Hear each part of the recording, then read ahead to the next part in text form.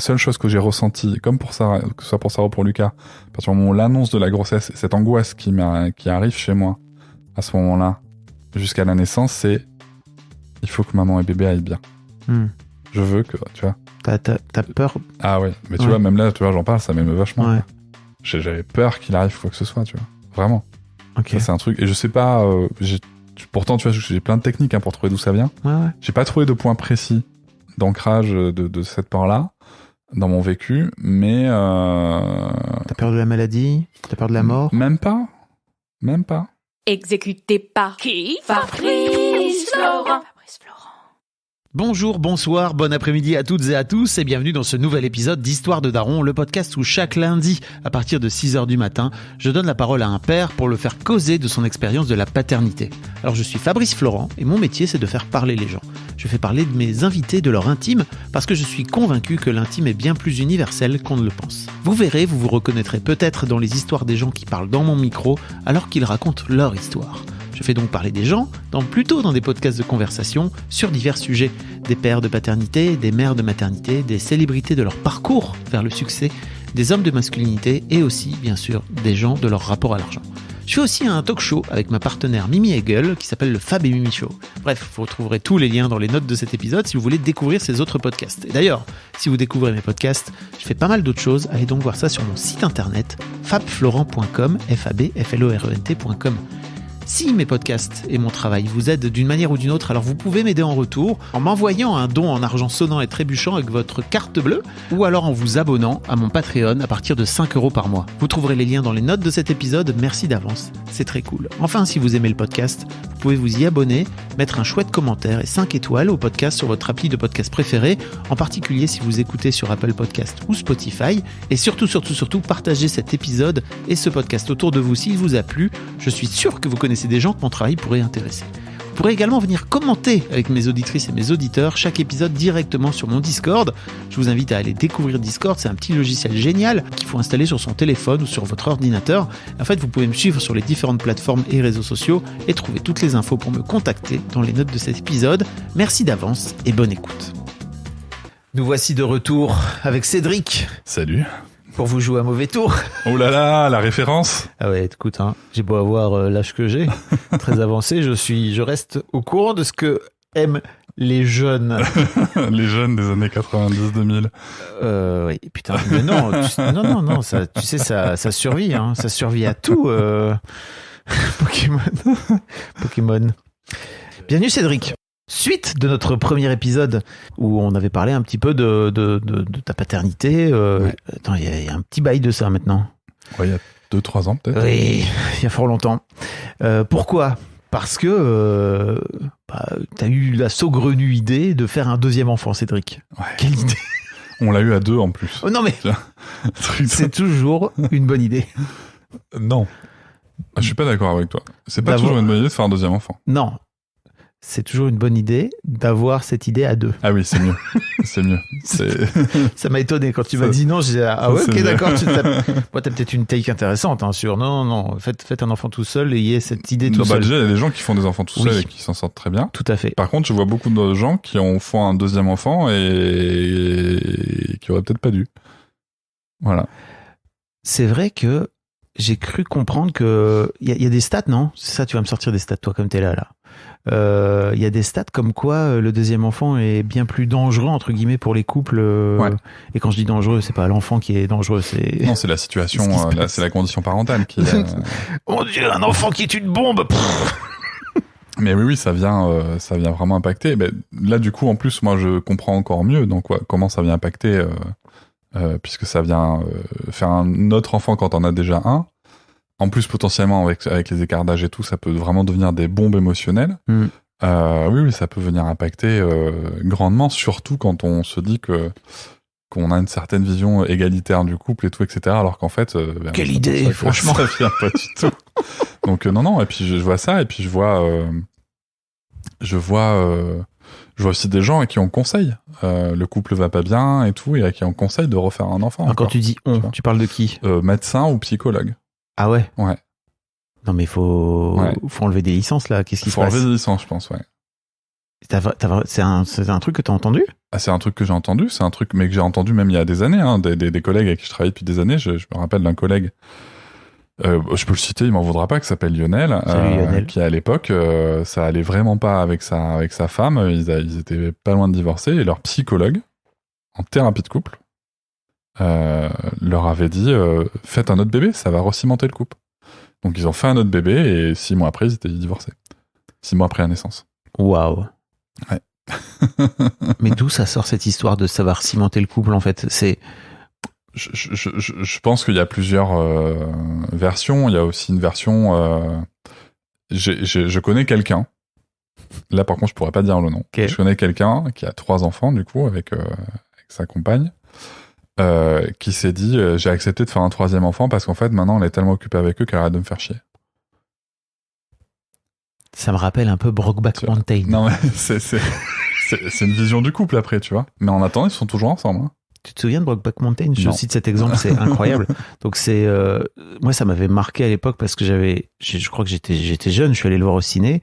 C'est avec Heath Ledger, Rip, Ouais. et Jack Gyllenhaal. Et c'est Michelle Williams qui joue la femme de Heath Ledger. Et en gros, les deux mecs ont une aventure. Hein, voilà, ils sont copains, mais ils finissent par devenir plus Ça, que je me copains. rappelle.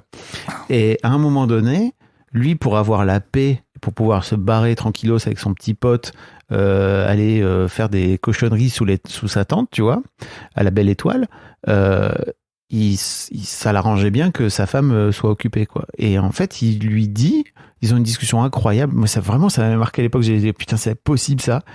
Où il lui fait du chantage finalement. Il lui dit, non mais vas-y, viens, on fait un nouvel enfant. Elle est là, frérot, non, c'est un non. Il dit, comment ça? Tu ne veux pas que je te fasse un enfant? C'est ça? T'es en train de refuser que je te fasse un enfant? Elle fait, ah ouais, putain. Et c'est peut-être Dieu qui veut qu'on fasse un enfant. Ah putain, donc ouais, finalement, je vais le faire alors. Ok, pas de problème. Donc elle tombe enceinte et j'avais trouvé ça Et du coup, ils se retrouvent assez occupés pour que lui fasse ses affaires. Bah ouais. Ah oui.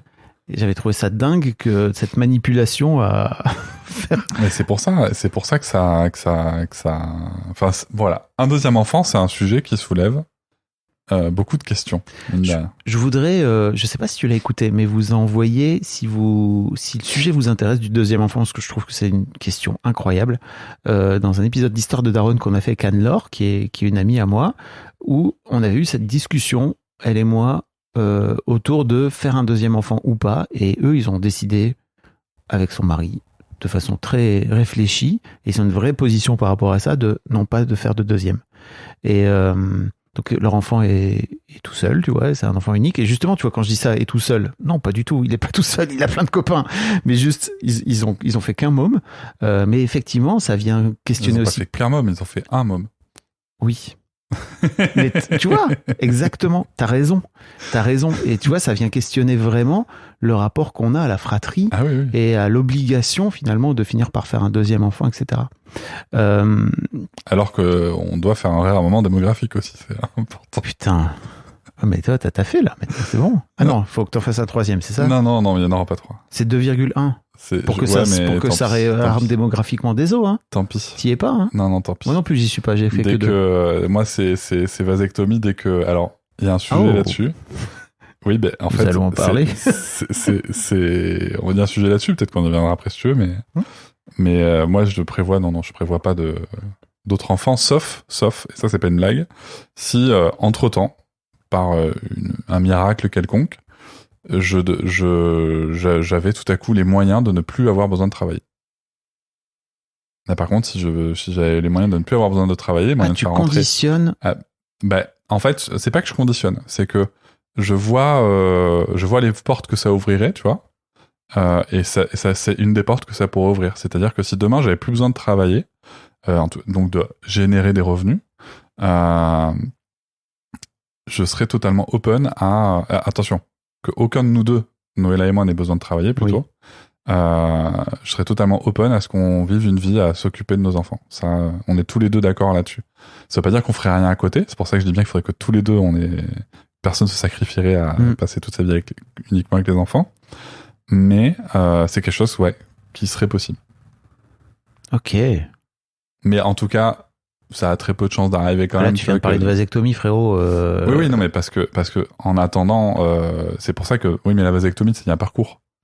J'en ai pour plusieurs mois. 3 mois. 3 4 Ah mois. non, c'est un petit peu plus long que ça. C'est 4 mois. C'est un petit peu plus long que ça. Non. Il y a 4 mois d'attente. De réflexion. Mais c'est tout, hein. Mais avec l'attente, on est plutôt, en tout cas, du côté de Bordeaux, on est plutôt autour de 8 à 10 mois. Ah ouais? Ok. Ouais. Entre le premier rendez-vous chez l'urologue, les 4 mois d'attente, et ensuite le Prendre rendez-vous rendez-vous pour, et tout. ouais. Pour snip snip. Snip slip dans mon slip. En vrai. Et donc, ça veut dire que d'ici 8 mois, si tu gagnes pas, si t'es pas devenu millionnaire, ça part en snip snip ou alors Ça part en snip snip, ouais. Ça part en snip snip avec potentiellement une congélation de spermatozoïdes, si jamais, tu vois. Oui. Voilà, on sait jamais. Mais moi, en tout cas, ça part en snip snip. Mais aujourd'hui, ce qui bloque, c'est pas moi, c'est Noëlla. On va en parler. C'est trop intéressant. J'aime trop. Bon. Donc effectivement, on en avait parlé. Vous avez fait cet enfant il y a... Attends, donc Sarah a maintenant 6 ans, c'est ça Sarah a 6 ans, je sais pas quand sort l'épisode. Bah là, bientôt. Sarah a 6 ans le 7 juillet 2024. Je le dis aussi pour ton auditoire, dans mon podcast, il y aura un épisode avec Noëlla où on parle du choix du deuxième enfant, de manière très détaillée. Ok. Voilà, donc il y a des choses que je peux répéter, hein, c'est pas un problème, mais voilà, c'est intéressant d'avoir son point de vue. Il n'est pas encore sorti. Il n'est pas encore sorti, il est en cours de montage. Le tien sera peut-être sorti avant. Voilà. Ok. À guetter. Oui. Donc ouais, pour les gens qui ne te connaissent pas, mais de toute façon, je ferai une petite intro pour te présenter, mais en gros, t'es podcasteur, t'as ce podcast qui s'appelle Papatriarcat. Ouais. T'es pas que sur le podcast, puisque t'as aussi une grosse plateforme, t'as une grosse commu sur Insta, quoi, où que tu nourris abondamment, beaucoup plus que moi d'ailleurs, bravo, et où tu parles de sujets de l'éducation d'une manière générale, quoi. C'est ton... éducation, parentalité. Voilà.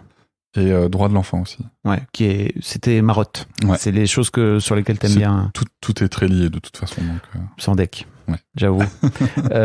Et donc, vous avez décidé de faire un deuxième enfant et je trouvais ça trop intéressant que tu reviennes pour parler de ce choix du deuxième enfant, de comment ça se passe pour toi. Donc Lucas, qui est donc ton fils, on va parler aussi. Tu es un héritier désormais. Je dis pas fils, justement. Je dis garçon. Ok. Mais tu dis ta fille? Oui, je dis fille. Ah, ça y est, tu l'as. Je l'ai. Ok. Pourquoi c'est pas ton fils? Ça m'arrive de dire fils, par réflexe. Pourquoi c'est pas ton fils alors? Parce qu'il t'appartient pas? Non, c'est parce qu'en fait, notamment parce que j'ai aussi écrit une BD qui s'appelle Papa Sapiens, que tu as le plaisir et j'ai eu le plaisir d'avoir ta postface. Je me suis rendu compte à quel point la puissance patriarcale passait par la puissance paternelle depuis des siècles et des millénaires, et que c'est pas anodin que pour appeler fille, on n'ait qu'un seul mot qui désigne le genre, notre fille, donc notre enfant de sexe femelle. Ou féminin, peu importe, je suis pas à cheval là-dessus, moi. Et qu'on en ait 2 pour appeler le petit mâle. Garçon pour désigner son genre et fils pour désigner la filiation, le legs patrimonial, donc de patrimoine, hein, donc de la possession du père. Et du coup, je pense que l'égalité homme-femme, elle vient aussi très tôt dans le foyer, et que je suis content pour l'instant que ma fille m'entendre parler de Lucas uniquement comme mon garçon. Donc il n'y a pas de différence entre la façon dont je parle de ma fille et dont je parle de mon garçon. Trop intéressant. Voilà. Par contre, je suis pas en train de dire qu'il faut obliger tout le monde à faire pareil, hein, c'est juste un choix personnel. Oui. Mais je pense que c'est un truc avec qui se réfléchit quand même. C'est trop intéressant, parce que effectivement, mon fils, mon garçon. Ouais, ok. Mais tu dis mon garçon quand même? Je dis mon garçon. C'est mon garçon. Ok, oui, parce que tu t'en parles. Je mettrai un lien vers la BD mais qui ça sera sortie, je crois, quand sort le 6 juin. Oui. Mais après, ça m'arrive de dire mon fils des fois. Je fais pas exprès, tu vois, parce que c'est très ancré. Hein, le côté mon fils, et je suis fier de mon fils, et je découvre en ayant un garçon que j'ai aussi ce côté-là qui se réveille. Oui, mais alors on va en parler. Voilà. Me lance pas là-dessus.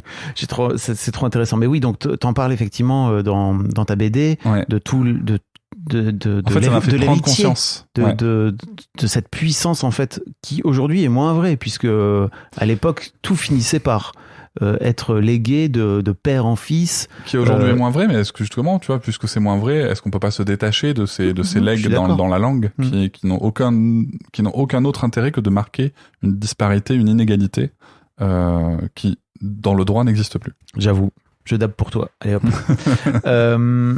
Ok, donc Deuxième enfant. Ouais.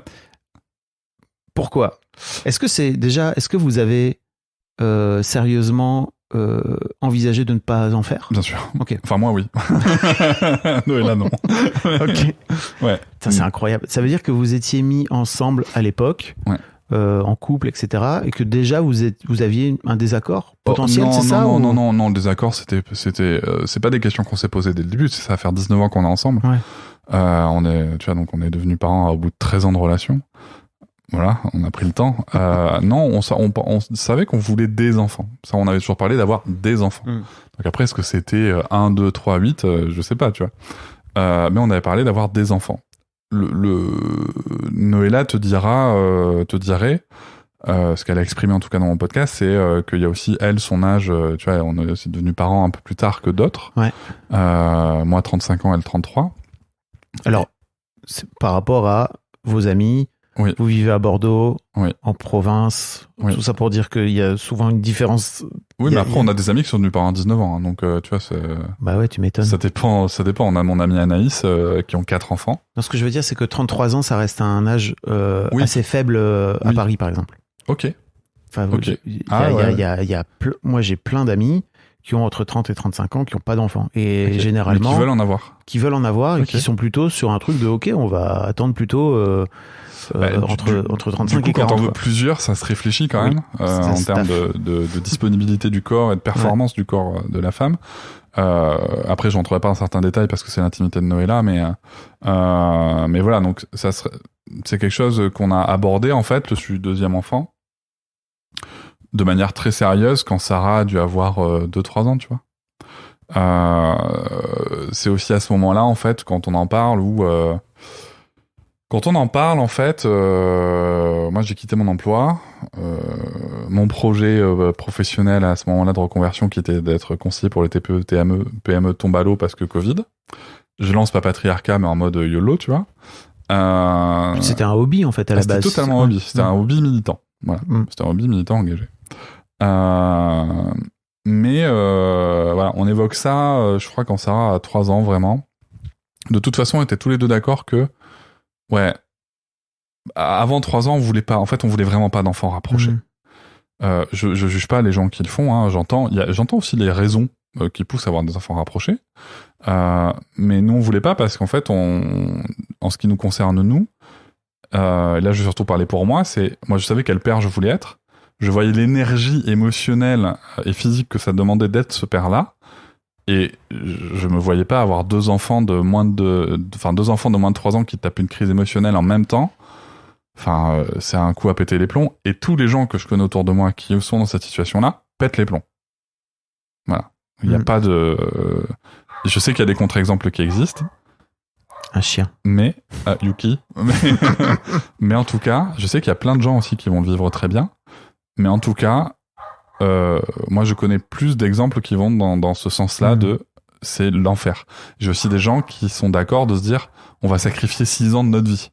Moi, j'ai pas envie de dire que j'ai sacrifié 6 ans de ma vie pour mes enfants parce que, voilà. Alors, ce sont des choix que je respecte, mais c'est pas le mien, en fait. Et en fait, donc quand Sarah a 3 ans, c'est un truc qui vient vraiment titiller Noëlla.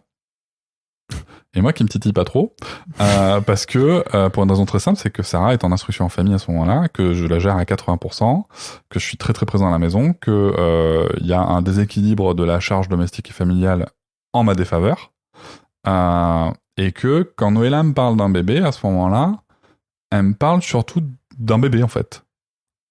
Elle me parle pas d'un enfant, elle me parle de faire un bébé, elle me parle de materner. Elle veut un poupon. Elle me parle d'un bébé. Elle veut jouer à la poupée. Je sais pas, non. Mais si je l'avais en face de moi, je lui dirais pas son propos. Je lui dirais, est-ce que tu veux jouer à la poupée ou pas? Mais en tout cas, elle me parle de materner, tu vois. Ouais, je comprends. Et en fait, on se projette pas dans la même chose parce que moi, je me projette je suis en instruction en famille avec 2 enfants. Tu vois, seul avec les 2. C'est un taf. Si ça arrive, et à ce moment-là, en plus, Sarah a 3 ans, bah, elle gère ses crises émotionnelles comme une enfant de 3 ans, c'est-à-dire c'est compliqué. Assez peu. Et ça me demande beaucoup d'énergie. Ouais. Et en fait, moi, je me projette même avec un bébé, si tu veux. Bah non, si j'ai un bébé qui pleure à ce moment-là, qu'il faut que je fasse réchauffer du lait maternel, et qu'au même moment, Sarah, elle pète un câble, machin. Moi, en tout cas, émotionnellement, je me vois pas vivre ça. Et donc, je dis non. Je dis non. on parle du sujet de la charge mentale domestique et familiale, bien entendu aussi. Elle reconnaît le truc, elle prend la décision nécessaire, j'ai rien à dire. Noëlla est géniale là-dessus. Elle a une capacité de remise en question et d'écoute qui est vraiment ouf. Et donc ça évolue très positivement très vite. Mais après, sur le reste, je freine. Et en fait, ce qui va débloquer le truc, c'est Sarah. C'est-à-dire qu'en fait, à un moment, Sarah va évoluer quand elle va avoir notamment 4 ans et demi, entre ses 4 ans et demi et ses 5 ans. Elle va évoluer, les crises vont... C'est-à-dire que tout le travail qu'on a fait, et ça je tiens à le dire aux parents qui font de l'éducation, d'être positive, sur qui on crache pendant 2, 3, 4, 5 ans, le taf qu'on fait là, pendant lequel on se fait traiter de... Tu veux dire le travail sur les émotions, le travail sur les émotions, le travail sur le dialogue, beaucoup, le travail sur la prise en considération de se mettre à hauteur d'enfant, mais aussi de laisser, comme dirait Marion Querc, l'enfant à hauteur, c'est-à-dire de la laisser participer, comme le veulent ses droits, simplement article 12, pour ceux que ça intéresse, de la CIDE. Non mais voilà, ça demande beaucoup de temps et d'énergie de créer un petit peu cette démocratie familiale, mais il y a un moment où ça paye. Et ça paye d'une manière géniale, quoi. Oui, c'est-à-dire que c'est un peu exponentiel, c'est ça que tu veux dire? Ouais. Okay. C'est-à-dire que tout à coup, en fait, ton enfant, tu te dis, des fois, tu doutes, Tu te dis, mais en fait, les crises émotionnelles, ça évolue pas des masses, tu vois, pas tant que ça. Donc, tu passes aussi par des petits moments où tu passes par des astuces comportementalistes et tout, tu vois. Donc, il y a plein de choses dans l'éducation positive, il y a plein d'outils. Des astuces comportementalistes. Ouais, par exemple, tu vas renforcer les comportements positifs. Parce que tu sais, en fait, c'est un épisode que j'ai fait avec le docteur Alan Kasdin, épisode 101 dans mon podcast, qui est le spécialiste mondial du behaviorisme, donc du comportementalisme. Ouais. Et en fait, lui, son truc, c'est l'éducation basée sur l'épreuve, tu vois. Et il y a des choses avec lesquelles je suis pas d'accord pour des raisons éthiques avec ce que dit la science, parce que la science, elle n'a pas d'éthique. Elle regarde juste ce qui marche et ce qui marche pas. Donc c'est simple comme approche. Mais il y a des choses qui sont hyper intéressantes. Et souvent, tu sais, par exemple, ce que j'ai beaucoup pris là-dedans, c'est la notion de comportement positif opposé. Par exemple, tu veux pas que ton enfant, tape quand il est pas content.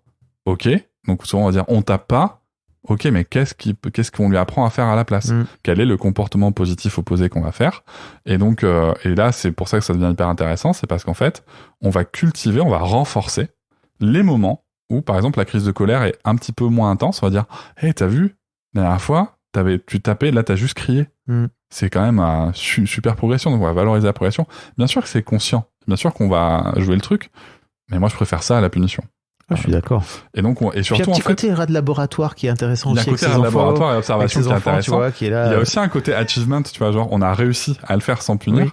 Oui. Mais il y a surtout un vrai côté où l'enfant se sent compétent. Tu vois, c'est-à-dire que tu travailles l'estime et la confiance en soi quand même vachement plus que dans la punition, où l'enfant se sent souvent humilié et rabaissé.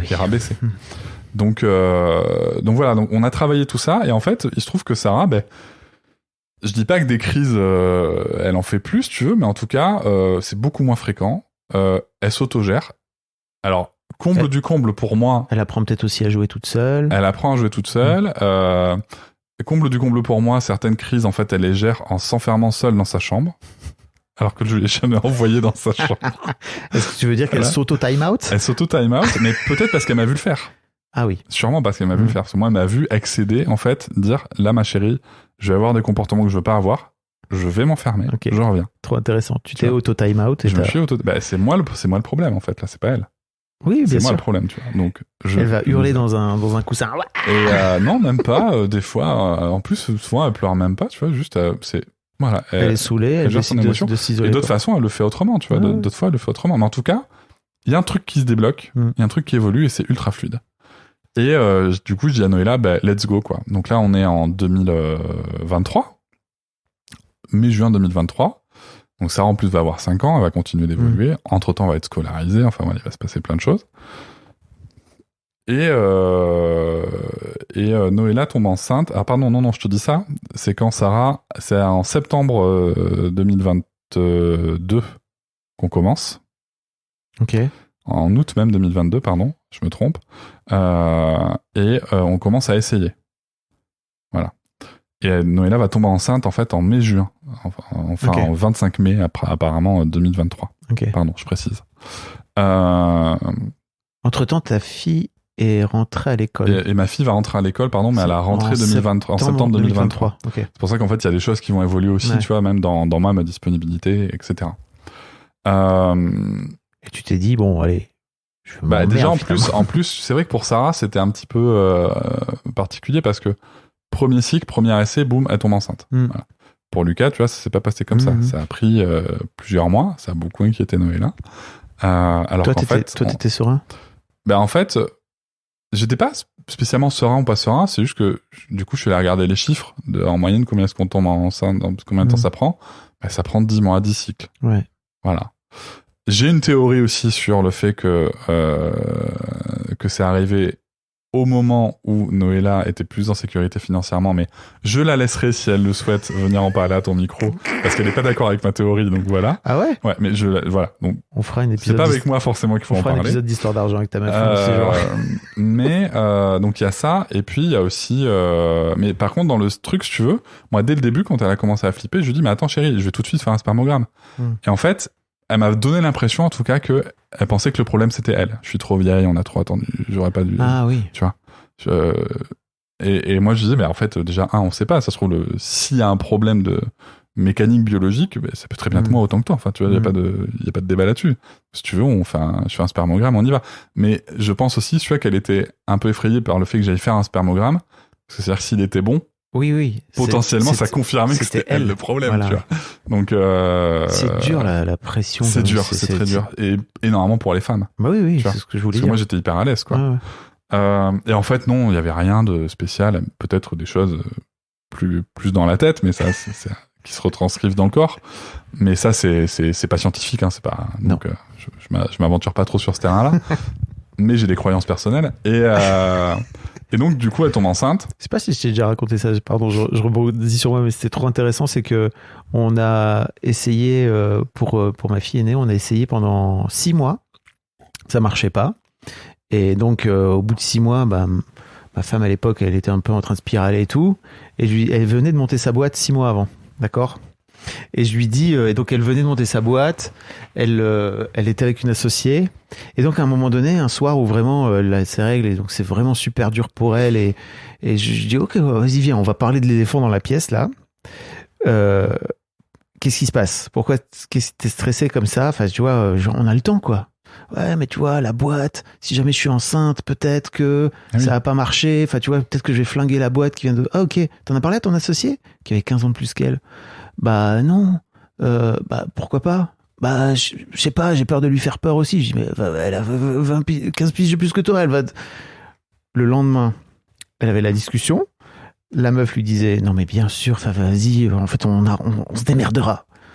Le mois suivant, elle était enceinte. Non, mais tu vois... Il y a ça, et puis en plus, voilà, mais je te dis, il y avait aussi peut-être que c'est la science, je suis d'accord avec toi. Peut-être que juste son corps à ce moment-là était prêt. Voilà. Peut-être qu'il y a d'autres choses. Ou peut-être que l'esprit rentre en considération. Bon, je sais pas. Et toujours est-il que, du coup, elle tombe enceinte, et voilà, et on se prépare à tout ça. J'ai d'ailleurs lancé un format journal de papa, moi, pour raconter ma partie à moi. J'allais t'en parler. Ma partie à moi, qui me servait un peu d'exutoire, aussi parce que je voulais, voilà, aussi qu'il y ait, pour une fois, une parole d'homme qui est parfois pas très bien accueillie, mais une parole d'homme qui dit ses craintes sans forcément nuancer, des fois, tu vois. Sans être dans je suis en train de faire un podcast. Juste, je fais un vocal. Tu fais un vocal. Comme si tu faisais un vocal à un ami. C'est intéressant le format. Je trouve ça Exactement. Cool. Et certains, d'ailleurs, sont des vrais vocaux. Ah ouais ? Que j'ai vraiment... Ok, très bien. Il y en a que j'ai fait à Marie, tu vois, Marie Kao, Little Bao. Il y en a que j'ai fait à mes amis Anaïs et Julien. Il y en a enfin voilà, il y a des vocaux qui sont des vrais vocaux. Ok. Qui sont que j'ai juste extrait de WhatsApp. Donc je trouve ça intéressant aussi comme démarche. Oh oui. Donc t'en fais toutes les semaines ou quasi, hein, c'est ça ? Ouais, j'en ai 50 épisodes là. Là j'ai même balancé 2 par semaine parce qu'en fait j'en avais fait tellement que je commençais à être trop décalé, tu vois. T'es en retard. Et donc voilà. Et c'est un truc que je continue parce que moi j'aime bien. Globalement, les gens trouvent ça hyper intéressant. Il y a des gens que c'est vraiment venu chercher sur. Je suis pas à l'aise avec la parole d'un homme qui dit ces choses-là, tu vois. Qui comme dit quoi comme la vulnérabilité, mais aussi comme à un moment de dire. Tu vois, il y a pas longtemps, il y a une personne qui m'a dit ouais, j'ai l'impression que t'en mets parce que j'ai eu un moment très difficile dans le postpartum. Et oui, à un moment, je dis ce que j'ai à dire par rapport à Noëlla, si tu veux. En tout cas, ce que je ressens à ce moment-là. Et la personne m'a dit, ouais, on a l'impression qu'elle en prend plein la gueule quand même et tout. on a discuté avec la personne, si tu veux, sur Instagram, et voilà, en fait, ce qui la met mal à l'aise, c'est qu'il y ait que ce côté-là. Je lui ai posé simplement la question, c'est est-ce que si les rôles genrés étaient inversés, tu serais choqué à ce point-là? Ah ben non, pas du tout. Voilà, non mais tu vois, je veux dire, à un moment, voilà, il y a des choses à questionner sur nos rapports de genre et sur la parole des hommes et de comment est-ce qu'on la reçoit. Donc, c'est un exutoire, tu dis? Pour s'arrêter 2 minutes sur... C'est un exutoire parce qu'en fait, tu peux pas forcément tout sortir tel que ça vient. Enfin, en tout cas, c'est pas très constructif parfois de sortir les choses telles que tu les ressens, même à ta partenaire. Tu vois. Et en même temps, je voulais garder une trace de cette émotion. Ok. Tu vois. Donc, t'as pas de filtre? Ah, y a pas de filtre. Ah, dans Journée de Papa, y a pas de filtre, non. Zéro. Ok. C'est sans filtre. Ok. C'est garanti. T'as pas... Ok. Non, il y a vraiment zéro filtre. J'ai pas tout écouté, hein. J'en écoute de temps en temps quand ça pop, mais t'en as vraiment fait beaucoup. Ouais. Et ok. Il y a aucun filtre. Il y a aucun truc de durée, de machin. C'est vraiment... Il y en a qui durent 3 minutes, d'autres 15. Non, voilà, ce que je veux dire, c'est à quel point tu t'interdis de dire des choses quand je parle de film. Ok. La seule chose que je m'interdis de dire, c'est ce qui touche à potentiellement l'intimité de Noëlla. Oui. Il y a un épisode que Noëlla a écouté où elle m'a dit j'aimerais bien que tu rajoutes une outro pour dire en fait parce qu'en fait à un moment si tu veux je parle de son obsession pour l'allaitement et elle quand elle a écouté elle m'a dit j'ai l'impression que je passe un peu pour une tarée de l'allaitement alors qu'il y a quand même un problème de succion à la base, il y a un vrai problème physique physiologique. Oui. Est-ce que tu pourrais juste préciser que j'imagine pas des problèmes en fait, il y a un problème. Et je dis oui, j'entends. Est-ce que tu peux aussi comprendre que ce sujet de l'allaitement envahit tout le reste de notre vie en fait, y compris la relation avec Sarah. Elle m'a dit ça m'a fait prendre conscience, donc cool, tu vois, mais j'entendais aussi son souhait que je précise qu'il y avait quand même un problème. Oui. Elle imaginait pas un problème avec l'allaitement, il y avait un problème de remettre un peu d'objectif, enfin en tout cas de l'objectivité de son point de vue. Bien sûr, parce que je parle d'elle aussi là, directement. Oui. Tu vois. Mais c'est des discussions que vous aviez tous les deux. Vous aviez eu tous les deux. Ouais. Et elle en avait pas pris conscience avant de l'entendre? Non, pas forcément. Okay. Ouais. C'est intéressant ça aussi. Bah oui. Ouais. Non, c'est intéressant, tu vois. Mais c'est pour ça que je trouve l'outil hyper intéressant en fait. Et ce qu'il y a d'intéressant aussi, et c'est ce que je dis d'ailleurs à un moment là dans un qui est sorti ou qui va sortir, je crois, c'est que par rapport à ce que m'a dit cette personne, moi il y a des choses que je réécoute. Parce qu'en fait, je me réécoute. Bien sûr. Chaque semaine, tu vois. Et je trouve ça un exercice intéressant parce que je me rends compte quand même à 2-3 semaines d'intervalle, il y a des moments où t'es vraiment dans le bas. Alors que là, tu vois, je suis plutôt dans un moment très haut et où je me dis, tout passe. Et ça m'aide, tu vois, actuellement, en fait. Ça m'aide à me dire, tu vois, même dans les moments où c'est un peu plus compliqué, de me dire, ça va passer. Ouais. Je sais que ça va passer, tu vois. Tu sais, elle est professionnelle du journaling, parce que c'est un peu le même système, finalement. Ouais, c'est juste qui incite à pas aller relire avant 6 mois. Ah, ça peut être chouette. Parce que y a un peu un truc où, ok, c'est suffisamment loin, t'es pas encore suffisamment enfin tu vois, là à 3 semaines tu peux avoir des rechutes, tu vois, tu peux avoir des moments où ça peut être plus ou moins dur. 6 mois, il y a vraiment un vrai cycle. C'est trop intéressant, je trouve, je sais pas si tu le fais, de ce fait, peut-être que tu le fais pas. Pas 6 mois du coup, je les écoute à la sortie, il y a à peu près 1 mois d'écart entre le moment où j'enregistrais la sortie. Et en fait, je m'auto-hack.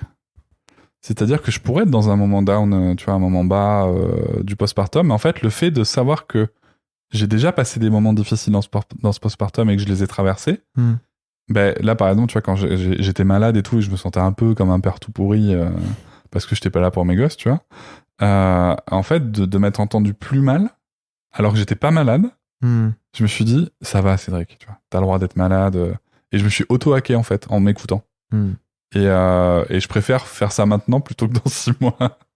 Ouais, je comprends. Mais voilà, je trouve que c'est un exercice intéressant. Et donc ça, c'est ce que j'ai fait pour l'arrivée de ce deuxième enfant. Voilà, après, il y a des choses qu'on aurait voulu et qui ne sont pas passées. Voilà, on aurait voulu un accouchement différent. Bébé était transverse, on a tout fait pour...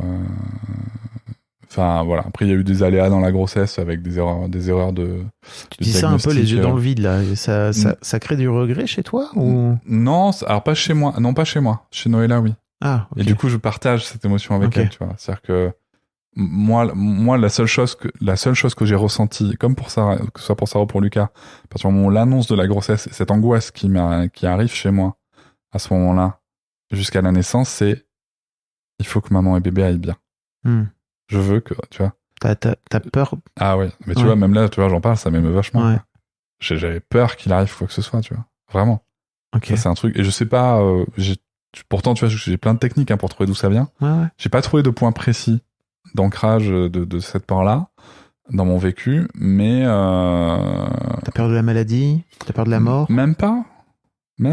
T'as pas peur de la mort? J'ai pas peur de la mort. T'as peur de la mort de tes enfants? J'ai peur de la mort de mes enfants. C'est grave. Tu vois. Et de la mort de Noëlla? Et de la mort de Noëlla. Oui, bon, bien entendu, j'ai pas envie qu'elle meure. Oui, mais il y a une différence. En fait, dans une certaine mesure, c'est un moment que j'ai pas envie de vivre, mais c'est un moment que je me sens capable de surmonter. Tu vois, mais j'ai absolument pas envie de le vivre. Bien sûr. Et la peur de mes enfants, je veux absolument pas le vivre. La mort de tes enfants. Ça, c'est la mort de mes enfants, c'est un truc que j'ai pas envie de le vivre. Mais vraiment pas. Et pourtant, j'ai connu des histoires autour de moi dramatiques, même de parents qui ont eux-mêmes tué par accident leur enfant, tu vois. Donc, et je veux pas. Ça, c'est vraiment un truc que j'ai pas envie de vivre. En tout cas, pas envie de vivre. Enfin, j'ai pas envie de le vivre tout court, mais j'ai pas envie de vivre un truc genre ça arrive d'un coup, tu vois. Tu vois, je veux dire, si ton enfant à un moment il a une maladie, si on en parle avec Pierre Chevel dans le podcast et il y a ce film Premier Contact. Je sais pas si tu l'as vu, voilà. tu vois, on va pas spoiler, mais non, ce film est incroyable. Mais tu vois, par exemple, ce film, je l'ai vu avant d'être papa. J'allais t'en parler. Et je l'ai trouvé. Il y avait de l'émotion, mais sans plus. Oui. Je l'ai vu après être papa. J'ai fondu en larmes direct. Ah, mais c'était incroyable. Ça fait partie des films qu'il faut voir et revoir si vous les avez vus avant d'être parents. C'est trop marrant, j'en parlais à une de mes invitées. Je lui ai demandé si elle avait vu Premier Contact. Elle m'a dit oui, mais avant. Je lui ai dit regarde. Mais bien sûr. Comme Interstellar. Regarde. Mais bien sûr, tu vois, Interstellar, la même chose quand t'es papa. The Impossible. Regarde. Il y a des trucs, tu vois, ça te. Mais même des Disney, tu vois. Enfin, il y a des trucs. Oui. Ça te retourne pas de la même manière, quoi. Et en plus, tu vois, quand t'as fait une thérapie, que t'oses pleurer et tout, enfin, tu vois, ça marche aussi, tu vois. Des trucs que j'ai vus il y a longtemps, avant la thérapie, quand tu les regardes après, voilà, ça te réchauffe différemment, quoi. Mais il y a... Tu parlais de ton angoisse. J'avais cette crainte, voilà. Moi, c'est la seule crainte que j'avais, tu vois. Le reste, après, pour moi... c'est plutôt des choses que je partage par rapport aux aspirations de Noëlla, de comment elle, tu vois, on disait dans l'épisode bonus qu'on a enregistré un peu avant que qu'il y a des différences de vécu. Je pense que ça s'en fait partie, tu vois. C'est par exemple le souhait d'accoucher à domicile, le souhait d'avoir un accouchement physiologique, de vivre certaines choses dans son corps. Nous, notre job, en fait, c'est de soutenir, peu importe le souhait de notre partenaire de vie, tu vois. Donc le seul regret que j'éprouve, c'est celui que je partage du regret de Noëlla, tu vois. Ok. Voilà. Voilà, après, il y a eu des aléas tu vois, maintenant, ça me fait sourire. Voilà, il y a eu des aléas du direct qui sont plus compliqués. Ce qui était plus compliqué aussi, c'est que c'était une grossesse où t'as déjà un enfant. Voilà, ça, c'est... J'allais y venir. Noëlla, c'est un truc qu'elle a vraiment redit en disant, mais oh là là, cette grossesse, quand même, je me sens... je trouve que c'est pas pareil, tu vois, que non, c'est pas pareil parce qu'il y a Sarah. Oui. Et que quand il y avait pas Sarah, en fait, on pouvait passer des week-ends entiers, alors soit à chiller, Netflix, à rien foutre, pareil pour les soirées, tu vois, soit à, justement, au contraire, faire le tour des magasins. Je me rappelle qu'on on allait acheter des cartons entiers de vêtements à 10 balles, tu vois, pour bébé, pas cher. Ensuite, on faisait le tri, on lavait, on machin, un truc. Là, en fait, quand t'as Sarah, tu peux pas. Et en plus, cette fatigue aussi qu'elle pouvait avoir de la grossesse, elle culpabilisait parce que elle a culpabilisé très tôt, parce qu'elle a commencé à être fatiguée très vite dans la grossesse, parce que du coup, en fait, elle n'arrivait plus à passer du temps comme elle voulait avec Sarah. Donc, c'est vrai que le fait d'avoir un premier enfant, ça chamboule bien entendu la grossesse. Le postpartum, c'est encore pire, tu vois. Je sais pas si tu veux que je raconte le postpartum tout de suite. Non, j'allais te demander, avant de parler du postpartum, j'allais te demander à quel point, pour moi, l'une des grosses... Alors, peut-être on peut en parler maintenant, mais l'une des grosses différences dans ta situation à toi en tant que daron, c'était t'étais salarié pendant la première grossesse et aujourd'hui t'es à ton compte. J'aimerais bien que tu me racontes un petit peu les différences de vécu que ça t'a amené. Alors cette différence-là, elle s'est principalement fait sur le postpartum. Ok. Pas vraiment sur la grossesse, à part le fait que j'ai plus kiffé. Parce que j'étais... en fait, le truc, c'est que la première grossesse, j'avais déjà fait tous les rendez-vous médicaux et tous les rendez-vous de préparation à la naissance où je pouvais aller. Donc c'était toujours sur mes jours de repos, où j'avais posé des RTT ou des trucs comme ça. Donc t'avais fait le taf. J'avais fait le taf, ouais. Ah oui, j'avais fait 100% du taf. Bah oui. Donc j'ai pas ressenti de différence là-dessus. Par contre, sur le postpartum, grave. Le statut salarié entrepreneur, rien à voir. On va reparler du postpartum juste après. Ouais. Mais alors, je me demandais, donc pendant la grossesse, à quel point le fait d'avoir fait ce podcast, lancé ce podcast, tu t'es renseigné sur... Enfin, j'imagine que tu as une base de connaissances 1000 fois plus grande que ce que tu pouvais avoir. C'est hyper important ce que tu es en train de souligner. J'en ai parlé d'ailleurs dans un festival, dans une table ronde avec On Suzanne, le média qui a été créé par F. Simonet.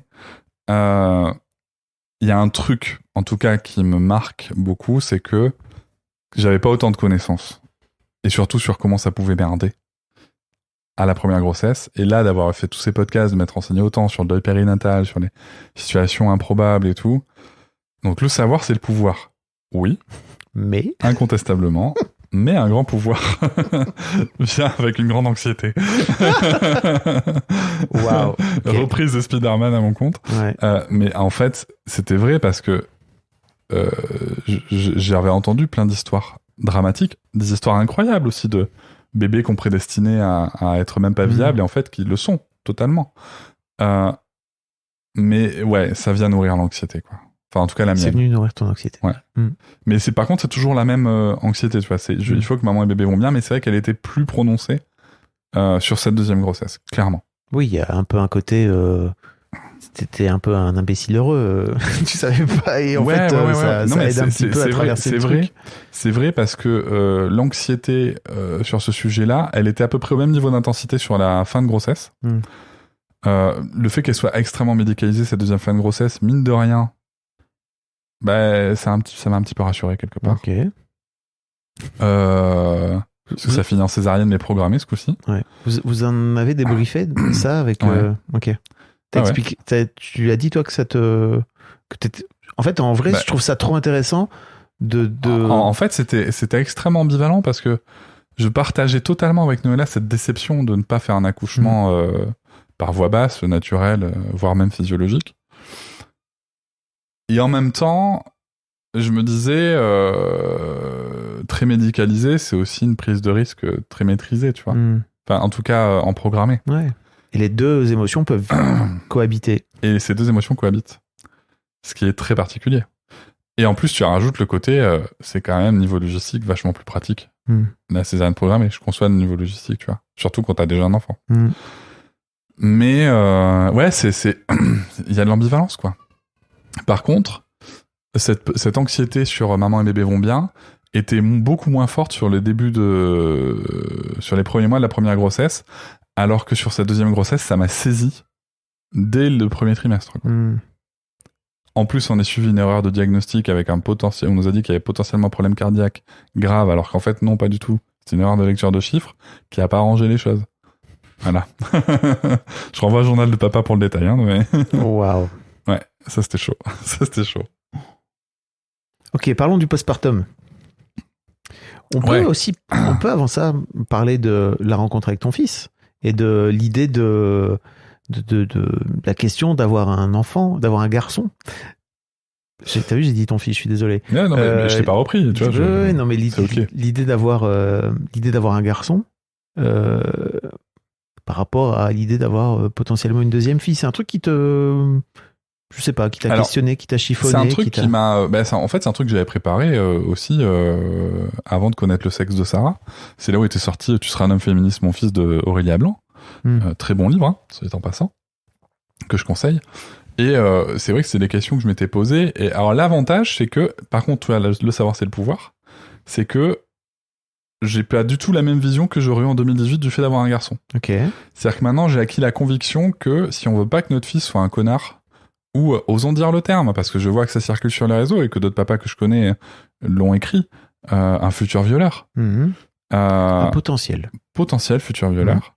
Moi, je pense que c'est vraiment un sujet de respecter les droits.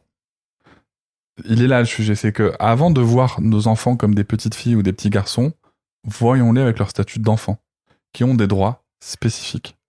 Ça, c'est un truc vraiment qui m'a popé dans l'esprit grâce à mon échange avec Éric Delemare dans l'épisode 104, Papatriarcat, avec donc c'est le défenseur des enfants en France, donc l'adjoint à la défenseur des droits sur les droits de l'enfant, et qui m'a dit on oublie trop souvent qu'avant d'être des petits garçons, des petites filles, des élèves, des athlètes, des délinquants, ce sont des enfants qui ont un statut d'enfant. Et souvent, c'est parce qu'on n'a pas à respecter leurs droits qui vont plus ou moins pencher dans les étiquettes qu'on est venu leur coller, dans le non-respect de leurs droits. Et en fait, là, je me suis dit, waouh, là, on tient un vrai truc. On tient un vrai truc. En tout cas, moi, je tiens un vrai truc pour mon accompagnement d'un petit garçon. Et donc ça m'a vachement détendu. Dans quel sens ? Dans le sens, parce que tu sais, il y a cette crainte il y a des choses que j'avais vachement réfléchi, mais vraiment sous le spectre du genre avant. Ouais. Genre, mon petit garçon, s'il est scolarisé, même si on aimerait bien refaire de l'instruction en famille, mais s'il est scolarisé, il va très vite apprendre dans la cour d'école que les petits garçons, ça prend de la place. Ça prend de la place, ça revendique la possession des espaces. Ça, on l'avait vécu avec Sarah quand elle était petite fille, avec un petit garçon dans un parc. Il va apprendre tout ça. Et est-ce que je dois vraiment penser ça sous le spectre du genre, même si c'est une réalité dans la société? Mais en tout cas, quand j'en parle avec lui, est-ce que je dois lui penser ça sous le spectre du genre, ou est-ce que je dois penser ça sous le spectre des droits? C'est-à-dire de ses droits à lui versus les droits des autres. Quand tes droits rencontrent les droits des autres, c'est là que se pose le cadre. L'intersection des droits. Ouais, c'est ma vision maintenant. Okay. Et je me dis, en tout cas, aujourd'hui, je vois pas de meilleure façon d'accompagner quelqu'un, en tout cas un enfant, que celle-là.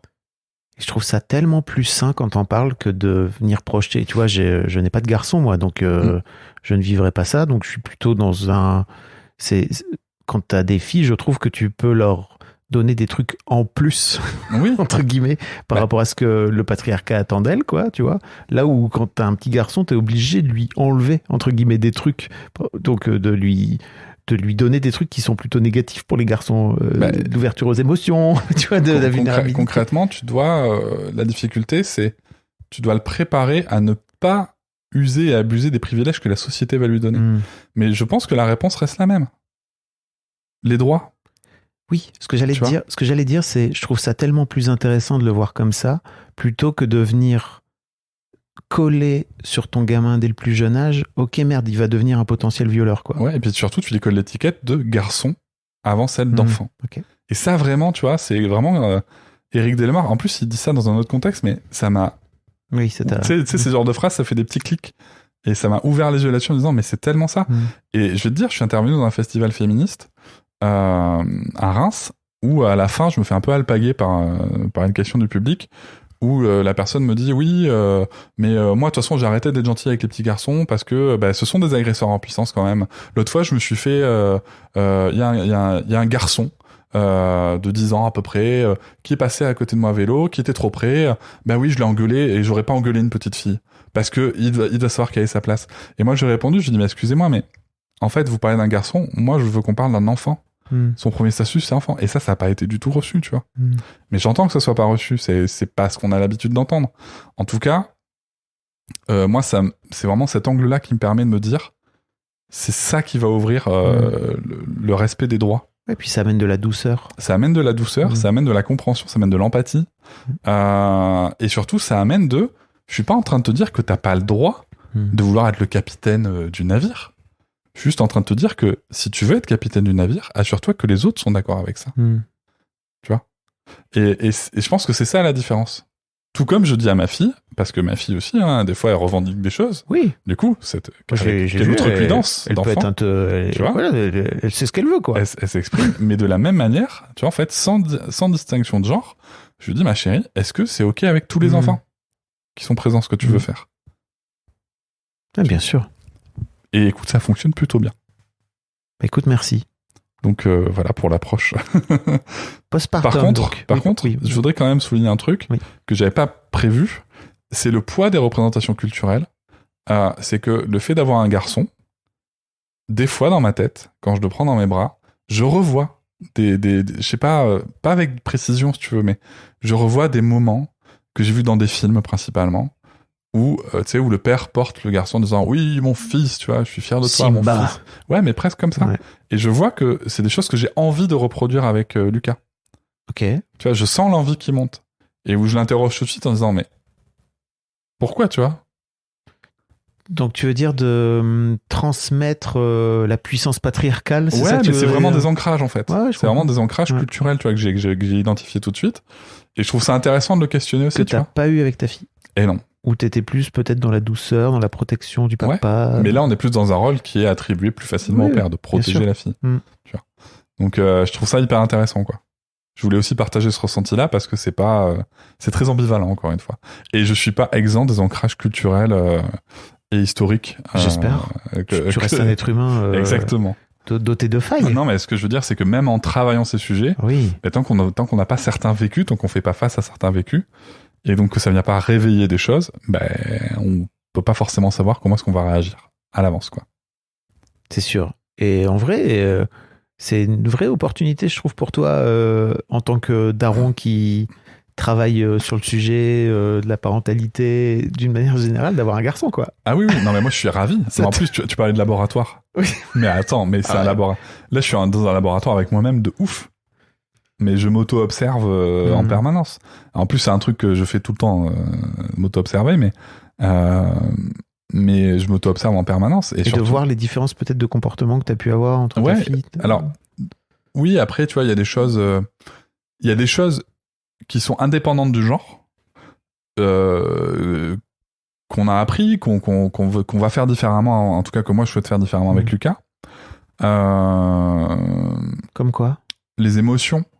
En fait, si tu veux, par exemple, sur le travail sur les émotions, on a vachement travaillé sur la peur, on a vachement signé la peur aussi, tu vois, par exemple, on utilisait la langue des signes, parce qu'on voulait qu'elle puisse traverser ses peurs. Et en fait, je pense qu'on a renforcé le fait que la peur, c'est une émotion plus importante que les autres. Tu vois? C'est vraiment, et je trouve l'un des trucs les plus durs à faire dans la carrément. Oui, mais tu vois, si on n'avait pas fait ça. Oui, bien sûr. Et ça m'est venu, tu sais comment? Avec les avions. Je vais te donner un truc tout con. Sarah, quand elle était bébé, et qu'elle a commencé un petit peu à bien voir de loin et tout, quand il y avait des avions, parce que les enfants aiment bien les avions, tu vois, mais en fait, on la prenait dans les bras pour dire « Regarde, un avion !» Et en fait, quand on a arrêté de le faire, elle lui hurlait. Parce que nous alors qu'on pensait qu'on allait lui montrer à quel point un avion c'était merveilleux, ce qu'on lui avait transmis, et ça, quand elle était en âge de l'exprimer, elle nous l'a dit, hein, en fait, ce qu'on lui avait transmis, c'est quand il y a un avion, il faut être dans les bras de papa ou de maman. Il faut se protéger. Ça se regarde dans les bras de papa et de maman. Ok. Tu vois? Trop intéressant. On pourrait se dire, ah, putain, on a merdé. Bon, écoute. En tout cas, ça va nous servir avec Lucas. Oui, et puis elle survivra, la petite. Non, mais elle survit déjà, tu vois. Mais ça vient tellement pointer, si tu veux, ce que nous dit André, quand avec nos enfants deviennent tels que nous voyons, aussi tels qu'ils nous voient. Parfois, c'est dans ces attitudes-là, en fait, qu'on pense transmettre un truc, et pas du tout. C'est tellement compliqué. Voilà. Et je pense que cet exemple-là, tu vois, ça a marché avec les émotions de la peur et tout. Donc, il y a des choses comme ça où on a appris et on va faire différemment. Et en même temps, Lucas est un enfant différent. Donc, ça se trouve, ça sera encore différent, tu vois. Donc, voilà. Après, je pense qu'il faut pas non plus trop se casser la tête. Oui, j'allais dire. Voilà, oui, tout est réparable, tout est machin. Mais voilà. On peut tirer des leçons. Mais de toute façon, si on veut faire un truc différemment là, on va sûrement se rater ailleurs. Donc, oui, et puis les enfants, ils apprennent aussi parce que leurs parents ratent parfois. Quoi, exactement, complètement. Ça donne à l'occasion à tout le monde de pouvoir tester une expérience. Postpartum, donc. Postpartum. Oh là là. Alors, postpartum. Est-ce que donc, ton fils a aujourd'hui 3 mois. 3 mois. Ouais. Est-ce que tu considères que vous êtes encore dedans? Ah oui, bien sûr. Ok. Ah, oui, bien sûr. Oui. Oui, bien sûr. Alors, c'est un petit peu moins dur que les premières semaines, de par là une certaine récupération physique et tout. Là, le postpartum, ce qui a été intéressant, c'est de pouvoir avoir une chambre parentale, où je dormais moi aussi sur un lit avec Noëlla. Enfin, Noëlla et Lucas avaient un lit et moi je dormais sur un autre lit mais dans la même chambre. Ok. Et là j'avais un vrai lit, pas un lit de camp de merde. Ça c'était cool. Attends, tu veux dire que pendant la première grossesse, t'avais un lit de camp? Ouais, je dormais sur un lit de camp, trop petit pour moi, un vieux matelas à ressort. Parce que, donc, Noëlla dormait avec Sarah Noëlla dormait avec Sarah. et il y avait plus de place pour toi, Mais en c'est fait, ça? le père n'était pas prévu, sauf sur un lit de camp que tu payais 10 balles la nuit pour être dans un coin Ah, tu parles de la chambre chambre, allez. à la maternité. Je parlais, j'étais chez vous, à travers. Ah non, chez nous, non. Non, chez nous, on a un matelas 200 par 200 exprès Ok. Donc qu'on oui, avait acquis avec le cododo. tu parles de du Sarah. postpartum, genre. Là, tu vois, le jour- bébé est arrivé, jour quoi. J, Le jour J, t'arrives, la césarienne programmée, 9h, opération, 9h30, tout le monde est là, 11h, tout le monde est dans la chambre. Ok. Voilà. Donc, Simple, efficace. Simple, efficace, voilà. Sarah vient nous visiter, c'est Lucas est né un mercredi, le mercredi 14 février, pour la Saint-Valentin. Comment elle vit l'arrivée de ce petit frère, Très Sarah? Ok. Très très bien. L'âge, Ce que j'allais te dire. énorme sujet. Cette différence d'âge a été incroyable. Aussi là-dessus pour en parler. Avec le niveau de compréhension d'une enfant de 5 ans, c'était vachement bien. Tu vois, vraiment. C'était hyper intéressant parce qu'en plus, elle est passée par plusieurs phases. Il y a eu un refus total des 3 premières minutes. On lui a annoncé. Après, ça allait. Ensuite, elle voulait que Lucas soit là, mais elle voulait pas être grande sœur. Ok. On l'a laissé, tu vois, vivre ses trucs. Et en fait, Lucas était là. Et là, il s'est passé plusieurs choses. C'est que, donc, il est arrivé le mercredi. Dès le mercredi après-midi, elle est venue me visiter. Et chaque soir, fallait qu'elle retourne. Elle pouvait pas rester dormir. Il fallait qu'elle retourne dormir. Là, il a fallu prendre des décisions. Parce que, première séparation le soir, c'était dans la voiture de ma mère. Je fais le choix de l'accompagner jusqu'à la voiture de ma mère. Et ça se passe très mal. Voilà. Séparation horrible. Elle veut que. Énormément de crises de pleurs. Elle veut que je reste avec tu elle. sois avec elle. Énormément de crises de pleurs et tout. Ma mère part quand même. Bien entendu, on lui dit, allez, on y va. Mon cœur se déchire. Voilà. Et bon, le lendemain, elle la ramène. Et là, on en parle avec elle. On dit, ça s'est pas bien passé hier, ma chérie. Comment est-ce que ça peut mieux se passer? Ben, je préfère que tu me laisses en bas de l'accueil de l'hôpital, papa. Ok, pas de problème. Je fais ça. Énorme crise devant tout le monde. Voilà. Pareil, on accueille. Elle part. Ça se passe pas bien. Voilà. Et après, on en parle avec Noëlla. Et on se dit, bon, est-ce que ça vaut pas le coup que Noëlla et bébé restent 2 à 3 heures tout seuls, parce qu'on est quand même à 30 à 40 minutes de la maison, en trajet pour aller à la maternité. Ouais, que t'ailles la coucher. Voilà, je vais la coucher, il y a une grand-mère qui reste à la maison pour la sécurité, et voilà. Et du coup, on se dit, nous, on est prêts à faire ça. De toute façon, bébé, quand il vient de naître, très concrètement, on va pas se mentir, il dort, il tète, et tu changes la couche. Hein, donc, et du coup, Sarah, quand elle revient ensuite le vendredi, je lui dis, écoute ma chérie, voilà ce qu'on peut te proposer. Et ça, en fait, elle nous l'a dit, mot pour mot. Elle me l'a dit dans la voiture, ça m'a vachement ému. Elle nous a dit, vous m'avez écouté, quoi. Vous avez écouté ce que j'avais dans mon cœur. Et c'est pas parce qu'il y a Lucas que ça a changé. Mais tu vois, la différence d'âge, elle a 5 ans, elle peut me dire ça, tu vois. Et donc, gros moment d'émotion. Et donc, on a fait ça les jours suivants. Et ensuite, elle a été en vacances scolaires. Pendant 2 semaines. Alors, parlons-en. Pour le lien entre Lucas et elle et le lien dans la famille, c'était génial. Qu'elle soit là tout le temps. C'était génial. Pour le repos parental, c'était l'enfer sur Terre. C'était horrible. Heureusement, on a des relais, tu vois, et tout, mais franchement, c'était dur. Ces 2 premières semaines, c'était physiquement épuisant. Vraiment. Est-ce que... Je crois que d'ailleurs, c'est toi qui en avais parlé. Est-ce que vous avez demandé aux gens autour de vous de l'aide? Ouais. Comment ça s'est goupillé? Je crois, tu sais, tu m'avais dit, n'hésitez pas, si vous avez des parents qui viennent d'accoucher, venez chez eux et faites-leur la bouffe. Ouais. Meilleur cadeau que vous puissiez faire de naissance. Ou venir avec des plats congelés ou ce qu'on veut, tu vois. Ouais, bien sûr, on a fait ça. Et c'est intéressant parce que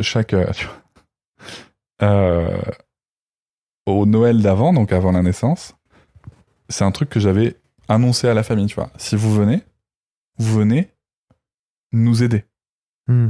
Vous venez pas voir bébé pendant que nous, on s'occupe de vous recevoir. Ouais.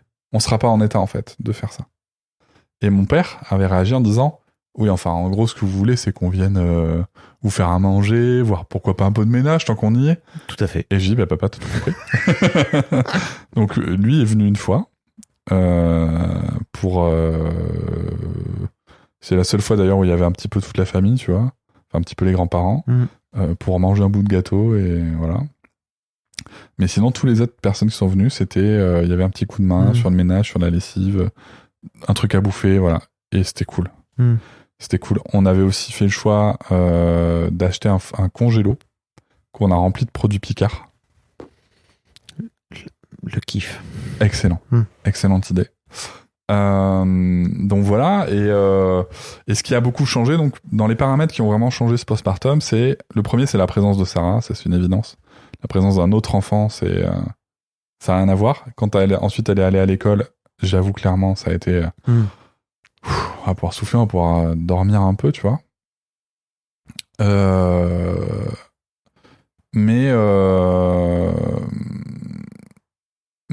Mais là, tu vois, même quand elle est là, même pendant les vacances, il y a une forme d'équilibre qui s'est installée. Tu vois, c'est plus fluide. Après, on n'est plus non plus totalement épuisé, tu vois, on arrive à récupérer. Elle a compris aussi, Sarah, que parfois, maman, elle est avec Lucas dans la chambre et ils font la sieste et voilà, quoi. Donc c'est chouette. En parallèle, en plus, tu vois, on avait développé vraiment le fait d'aller jouer chez les voisins. J'en parle avec Peter Gray dans le podcast, tu vois, le fait qu'on laisse plus trop les enfants sortir tout seuls de chez eux et tout. Ça, c'est un truc qu'on avait travaillé et meilleure idée aussi. Tu vois, même quand ils vont jouer chez les voisins, en fait, même les parents de notre petit voisin, ils sont contents parce qu'en fait, du coup, ils ont plus à jouer avec lui, tu vois, les enfants jouent ensemble. Eux, ils font d'autres trucs, des fois, Mimi se repose. Donc, voilà. Meilleure idée. Donc, on a trouvé une forme d'équilibre là-dessus. Et puis, quand il n'y a pas l'énergie, il n'y a pas l'énergie. S'il faut qu'on sorte un dessin animé, on sort un dessin animé, il y a zéro culpabilité là-dessus. Et en même temps, si tu veux, elle a l'air d'avoir 6 ans, donc l'approche des écrans est un peu différente, tu vois, donc voilà. Mais vraiment, ça change tout. Le fait d'avoir un premier enfant, ça change tout. Mais même, si tu veux, dans la gestion des pleurs du premier, quoi, du deuxième. Parce que je me suis retrouvé vraiment à... genre, on couche Sarah et je taille avec Lucas, quoi. Je me barre avec Lucas pendant 45 minutes, le temps que Sarah s'endorme toute seule dans sa chambre, tu vois. Parce que Lucas, le soir, il est un peu grognon. Et donc, il fait des bruits et Sarah, elle dit, ça m'empêche de m'endormir. Voilà. Relou, le frangin. Donc, non, mais tu vois. Donc, il a pas terminé de t'emmerder, laisse-moi te le dire. Et des fois, tu te retrouves toi au bout de ta journée, où t'es un peu au bout du rôle, ça allait te promener et tout, mais c'est pas grave. C'est des trucs, tu vois. Là, tu vois, l'équilibre, il est trouvé maintenant. Donc ça, c'est cool. Et le truc qui a vraiment changé aussi vachement, c'est le statut salarié. Ça, par contre, ça change tout. ça change tout parce que, tu vois, c'est pareil, là aussi, c'est très ambivalent. C'est que quand j'étais salarié, donc j'avais pris mes 2 semaines de congé paternité, que j'avais accolé à 2 semaines de congé d'été, puisque Sarah était née en juillet. J'étais retourné travailler 2 semaines, 2 premières semaines d'août en 2018, et ensuite j'ai pris 2 mois de congé parental, pour lesquels j'avais économisé, bien entendu, puisque je touchais que dalle. Oui. Mais en attendant, le congé paternité payé à 100%, puisque la Fnac faisait le complément de la Sécu. Cool. Ensuite, t'es en congé payé, donc t'es payé à 100%. Cool. Congé paternité et congé payé ne viennent pas impacter ton intéressement et ta participation. Cool. Congé parental, oui. Ah oui, ok. Et oui, c'est 2 mois qui vont être retirés de ce que tu devrais toucher sur... sur ta prime, si t'as des primes pendant ce temps-là, même si t'as des primes. Ouais, sur les primes, oui. Sur les primes de résultats, oui. Et par contre, sur l'intéressement et la participation, je suis une bêtise, il n'y en a qu'un des 2 qui est touché, mais j'ai oublié lequel. Okay. Il y en a un des 2 qui est touché. C'est comme si tu sortais de la boîte, finalement. Tu sors de la boîte. En fait, tu sors de la boîte, concrètement. Tu sors des effectifs. Ok. Donc voilà. Mais voilà, c'était anticipé et tout. Et puis surtout, tu t'inquiétais pas du fait de comment est-ce que la boîte tournait quand t'étais pas là, puisque moi, en plus, j'avais une équipe que j'avais formée moi-même. Et ma spécialité, c'est de rendre les équipes autonomes. Donc j'étais hyper tranquille. Là, quand t'es à ton compte, c'est pas pareil. Et même si je suis content d'avoir, sur le premier mois au moins, pendant mon mois de congé paternité, avoir vraiment réduit mon activité au plus bas, j'étais quand même à 10-15% quand même, tu vois, d'activité. Et puis t'as toujours quand même cette petite tâche de fond, tu vois. Ça ne part vraiment jamais. Donc voilà. Et là, après, c'est vrai que donc j'ai pris un mois de congé paternité où j'ai vraiment très très très peu travaillé. Après, j'ai repris une partie de mon activité. Par contre, je suis allé assez progressif. Heureusement que j'avais anticipé vachement, tu vois, pareil, grâce au prévisionnel, grâce à la production, à la pré-production très intense que je m'étais infligée fin d'année 2023, début d'année 2024. Par contre, là, j'étais très serein, tu vois. Je veux dire, j'arrive là maintenant, on est le 26 mai. J'arrive là, enfin, la semaine dernière, l'épisode qui est sorti, c'est le dernier épisode de ce que j'avais pris d'avance. Pas mal. Tu vois ? Pas mal. Donc c'est plutôt cool, tu vois. Donc tout ça, c'était quand même assez cool parce qu'après, tu vois, derrière, c'est de la prod. Enfin voilà, c'est assez facile à gérer quand même. Surtout quand c'est pas toi qui monte. mais voilà, tout ça, ça avait été anticipé. C'était cool. Mais derrière, c'est vrai que tu te retrouves avec cette liberté que tu as dans l'entrepreneuriat de gérer un peu ton emploi du temps, mais avec cette charge aussi toujours de, c'est pareil, tu vois, Et puis avec un bébé, c'est pas évident. C'est pas évident. Donc il y a des choses que j'ai mises en place. J'ai notamment réaménagé mon espace de travail, mon bureau. J'avais déjà un bureau assis debout, donc qui se monte électriquement et qui se descend. J'avais déjà un tabouret assis debout qui permet de se balancer, de monter, descendre aussi. Ça marche très bien pour endormir bébé. Et j'ai investi dans un tapis de marche pour ma forme physique aussi, parce qu'on est très vite sédentaire et on bouge pas trop. Et j'ai, en fait, là où il y a mon bureau, là où je travaille, il y a une poutre. Et donc, j'ai acheté un berceau suspendu. Et du coup, c'est trop cool parce qu'en fait, je peux endormir bébé en marchant sur le tapis avec un porte-bébé, par exemple. Et du coup, je peux travailler. Alors, bien sûr, j'ai racheté aussi un petit écran un écran plus grand pour être plus confortable. Et je peux le poser juste à côté de moi et le bercer même en même temps pendant que je travaille, tu vois. Puisqu'en fait, en donnant des coups de hanche, je peux faire basculer, je peux faire balancer le berceau suspendu. Donc je suis content parce que j'ai vraiment intégré bébé dans cet environnement, dans ce besoin que j'ai, en tout cas dans cette nécessité plutôt que j'ai de devoir travailler des fois dans la journée. Bien sûr, je le fais quand il dort. Parce que Noëlla est repartie bosser ? Alors Noëlla, elle a repris très partiellement. Okay. Elle a une activité de dentiste. Elle a une activité chirurgienne de dentiste, oui. Mais elle a repris très partiellement. Vraiment. Elle jongle avec sa trésorerie. Ok. Voilà. Ça serait intéressant que tu lui en parles. Allez écouter l'épisode d'Histoire d'argent entre Cédric et Noëlla. Voilà. Parce qu'on a déjà fait un épisode d'Histoire d'argent ensemble, c'était incroyable. Mais seule, ça serait intéressant aussi que tu la vois. Oui. Et donc, en tout cas, elle gère vachement ses priorités là-dessus. Moi, je suis assez admiratif. Oui, elle gère aussi sa peur de manquer. Grave. Ok. Donc voilà. Mais même quand elle est là, en fait, des fois, je dis, je monte avec bébé, tu vois. Et parce qu'en fait, dans le bureau, il y a aussi un canapé qui a un espace, tu veux, où en fait, moi, je peux être tranquille avec bébé. Et Noëlla, elle peut un peu vivre sa vie aussi, tu vois. Et c'est un moment, c'est marrant parce que tu vois, dans ce genre d'ambivalence, c'est que elle est dans des moments où tu vois bien qu'elle est au bout du rôle, il faut qu'elle passe la main. Et en même temps, dès qu'elle passe la main, je lui ai dit il y a pas longtemps, plus dès que je passe la main, ton regard me fait l'impression de mon bébé, il s'en va, tu vois. Ah ouais. Et donc voilà, elle est aussi dans cette ambivalence-là, ouais. Tu vois. Donc, et donc des fois, en fait, voilà, je monte avec bébé en haut et tant qu'il est en phase d'éveil, en fait, je ne travaille pas. Parce que il est là, je suis là, on est connectés tous les deux, je dois pas être connecté à mon ordinateur ou à mon téléphone. Ça, c'est un choix personnel aussi, hein, je juge pas les gens qui font différemment. Par contre, dès que je suis en train d'endormir ou dès qu'il dort, au moins je peux travailler, je peux garder un œil sur lui, je suis présent.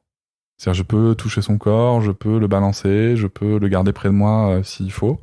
Je fais des réunions avec lui s'il faut, voilà. Donc voilà, il est intégré. Et ça c'est le gros changement puisqu'en fait avant je quittais la maison, j'allais travailler et voilà. Mais ça s'était fait plus tard, tu vois. Et tu me disais que tu n'avais pas de mode de garde, c'est ça? Pas pour l'instant. Au mois de septembre, Septembre, il part chez Nounou, avec la même que Sarah, elle est vraiment bien. Donc, il faudra générer plus de revenus pour pouvoir payer la Nounou. Mais ça c'est pas un problème, l'argent ça se trouve. En allant dealer du shit, par exemple. Peut-être. Allez, écoutez Écoute, l'épisode on va d'Histoire peut-être tenter d'argent. Mais non, mais blague à part, non mais je dis ça, l'argent ça se trouve, je sais bien que pour tout le monde c'est pas aussi facile, mais là en l'occurrence, En tout cas, c'est ton intention. je me sens, voilà. Je suis dans une idée où ça va me libérer du temps pour aller chercher cet argent. Et que j'ai aussi besoin à un moment de souffler. C'est quelque chose que j'ai connu avec Sarah, à un moment, il faut souffler, sachant que je serai quand même déjà très présent avec mes enfants, puisque c'est moi qui suis avec eux tous les matins et tous les soirs. Hein, donc c'est quand même déjà bien. Oui, t'es quand même... Et le mercredi et le week-end. Donc c'est quand même chargé. Mais ça me va, tu vois. Ça va. Dès que je le fais pas, tu vois, par exemple, je suis en déplacement à Paris pour qu'on enregistre. Il me manque déjà, tu vois. Là, il te manque un bras, quoi. Ouais, il me manque une part de moi, ouais. Donc oui, on n'a pas de mode de garde. Après, on a des relais, on a des grands-mères qui sont toujours très présentes et ça, c'est cool. Et on en profite à fond tant qu'elles sont là. Mais là, en fait, Noëlla travaille quand même assez peu en termes d'absence, j'entends. Donc c'est cool aussi parce que on a un bon équilibre là. Là, je trouve qu'on a un bon équilibre. Ok. Ouais.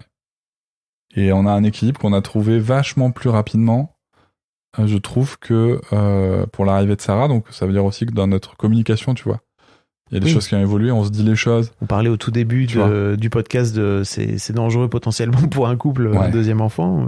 La communication, c'est important. Quitte à ce que des fois, on dise des choses pas agréables. Hein. Enfin, c'est ça aussi, tu vois. Donc, il vaut mieux les dire. Il vaut mieux les dire. Il vaut mieux que ça sorte. Il vaut mieux que ça sorte. Et puis voilà. Et puis il y a aussi des tabous qu'on a levés, tu vois, sur la vie intime. Hein. Enfin, j'ai acheté un sextoy exprès pour mon postpartum, tu vois. Le mec a anticipé. Ah ben grave. Attends. Il n'est pas question que j'arrête de me branler. Disons que je voulais quelque chose de plus sympa que la branlette habituelle, tu vois. Mais en effet, ça c'était un bon choix aussi. C'était important pour toi je veux dire, tu projetais des trucs sur ok, ça va être ceinture et ça va être chiant. Il y a deux choses. Il y a moi ma libido, enfin elle est fluctuante, mais elle est souvent très là, quoi. Elle est plutôt disponible. Elle est plutôt disponible, on va dire. L'expérience du premier postpartum, dans les conditions qu'on a connues, a montré qu'il y avait un gros temps de retour chez Noëlla, et bien entendu, je jette absolument pas la pierre, hein, de retour, non pas de désir ou d'amour, ou d'intimité, c'est-à-dire genre des câlins ou quoi, tu vois. Parce que l'intimité, c'est pas forcément que du sexe, quoi. Oui. Mais en tout cas, en termes de sexualité. D'envie de sexualité, voilà, de désir de sexualité. Il n'y avait pas pour différentes raisons qui la concernent, qu'elles soient physiques ou ailleurs. Ouais. Voilà. Et en fait, je trouvais que ça passait aussi le message de vraiment acheter un bon sextoy, tu vois, et puis de lui en parler, de lui dire, chérie, je vais m'acheter un sextoy pour le postpartum. Je n'aurais plus besoin de toi. Tu vois ? Non. Alors ça, c'est intéressant, mais je vais m'autonomiser. Il est possible qu'elle ait une crainte sur le sujet. Mais, tellement drôle. Mais en tout cas, c'était intéressant de lui dire aussi. Mais moi, le message que je lui ai passé à travers ça, c'était enlève-toi cette charge. Tu sais, c'est marrant parce qu'il y a plein de mecs qui se sentent en concurrence avec les sextoys incroyables qu'on fait aujourd'hui pour les meufs, tu vois, et qui font jouir beaucoup de meufs en l'espace de quelques secondes, quelques minutes, quoi. Il y a plein de gars qui se sentent moi, si tu veux, je vais décrire le sextoy comme étant un womanizer de la tub. Alors forcément, elle s'est dit waouh. Et c'est en effet waouh. Mais je n'arriverai jamais à vibrer comme ça, moi, à aucun moment. Non, mais bien entendu que c'est différent et voilà. Mais puis rappelons que on peut aussi utiliser les sextoys en couple et que oui, c'est bien super. sûr. Voilà. Ouais, mais tu vois, c'est un investissement qui est pas que pour là, tu vois, qui pour d'autres moments. Mais oui, il y avait une vraie volonté de ta part.